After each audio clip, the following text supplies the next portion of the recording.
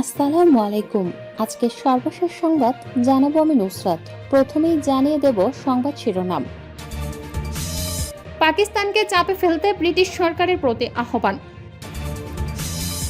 ইমরান খান ও বুশরা বিবির সাজা স্থগিতের আবেদনের শুনানি আজ।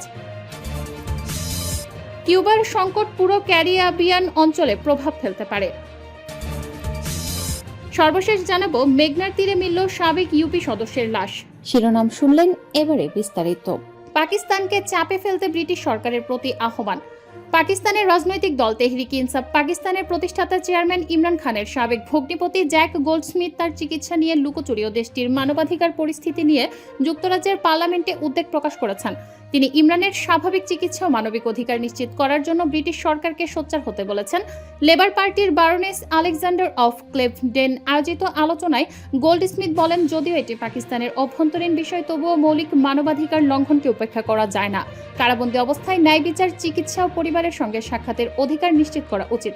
তিনি উল্লেখ করেন, খান এখনো আইনজীবী, পরিবার এবং চিকিৎসকের সঙ্গে দেখা পাচ্ছেন না। তিনি অধিকাংশ সময়ই একাকী কারাগারে রয়েছেন এবং তার স্বাস্থ্য দ্রুত খারাপ হচ্ছে। ইমরান খান ও বুশরা বিবির সাজা স্থগিতের আবেদনের শুনানি আজ।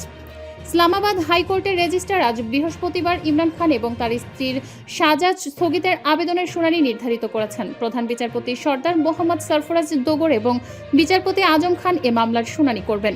আবেদনগুলোর মধ্যে একটি ছিল টোশাখানা 2 বা বুলগারি সেট মামলার সাজা স্থগিতের আবেদন দ্রুত শোনার জন্য, বিশেষত স্বাস্থ্যগত কারণে।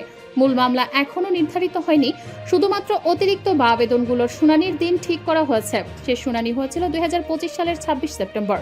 পিটিআই প্রতিষ্ঠাতা ইতিমধ্যে আইএসসিতে সাজা স্থগিত ও জামিনের জন্য আবেদন করেছেন। এ মাসের শুরুতে তার পক্ষ থেকে 2টি পৃথক জামিন আবেদন দাখিল করা হয় ব্যারিস্টার সালমান সফদর এবং অ্যাডভোকেট খালিদ ইউসুফ চৌধুরীর মাধ্যমে। কিউবার সংকট পুরো ক্যারিবিয়ান অঞ্চলে প্রভাব ফেলতে পারে। যুক্তরাষ্ট্র কিউবার উপর আরোপিত তেল নিষেধাজ্ঞা কিছুটা শিথিল করেছে। মার্কিন পররাষ্ট্রমন্ত্রী মার্কো রুবিও বলেছেন, কিউবার অস্থিরতা শুধুমাত্র দেশটিতে সীমাবদ্ধ থাকবে না, বরং পুরো ক্যারিবিয়ান অঞ্চলে প্রভাব ফেলতে পারে।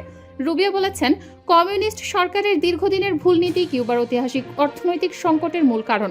রুবিও ক্যারিবিয়ান কমিউনিটির সম্মেলনে বলেছেন, যুক্তরাষ্ট্র যেভাবে সমাজতান্ত্রিক নেতা নিকোলাস মাদুরোকে ক্ষমতাচ্যুত করেছে তা এ অঞ্চলের স্থিতিশীলতার জন্য গুরুত্বপূর্ণ প্রভাব ফেলেছে। ছোট দ্বীপরাষ্ট্র সেন্ট কিটস ও নেভিসে অনুষ্ঠিত এই সম্মেলনে তিনি কিউবার সমস্যার প্রতি আন্তর্জাতিক মহলের দৃষ্টি আকর্ষণ করেছেন। রুবিও বলেন, কিউবার জনগণের জীবনমান উন্নয়নের একমাত্র সুযোগ হলো আমূল সংস্কার। এখন কিউবার পরিস্থিতি ধ্বংসপ্রায়। যদি তারা যথাযথ সংস্কার করে, তাহলে তা অর্থনৈতিক ও রাজনৈতিক স্বাধীনতার পথ খুলে দিতে পারে।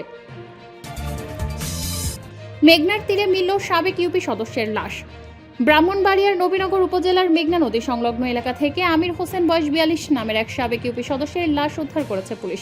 বৃহস্পতিবার 26 ফেব্রুয়ারি রাত আনুমানিক 2টার দিকে উপজেলার মেঘনা নদীর তীরবর্তী ধরাভাঙা এমপি টিলা এলাকা থেকে তার লাশটি উদ্ধার করা হয়। নিহত আমির হোসেন নরসিংদী জেলার রায়পুরা উপজেলার বাঁশগাড়ি ইউনিয়নের 3 নম্বর ওয়ার্ডের সাবেক সদস্য ছিলেন। তিনি মূলত রায়পুরার চরমধুয়া ইউনিয়নের গজপুর গ্রামের বাসিন্দা হলেও ছোটবেলা থেকেই বাঁশগাড়ি ইউনিয়নের দিগলাকান্দি গ্রামে মামার বাড়িতে স্থায়ীভাবে বসবাস করতেন। নবীনগর থানা পুলিশ ও সলিমগঞ্জ ফাঁড়ি সূত্রে জানা যায়, গভীর রাতে নদীর পাড়ে এক ব্যক্তির রক্তাক্ত দেহ পড়ে থাকতে দেখে পুলিশে খবর দেওয়া হয়। পরে সলিমগঞ্জ পুলিশ ফাঁড়ির একটি দল ঘটনাস্থলে পৌঁছে লাশটি উদ্ধার করে।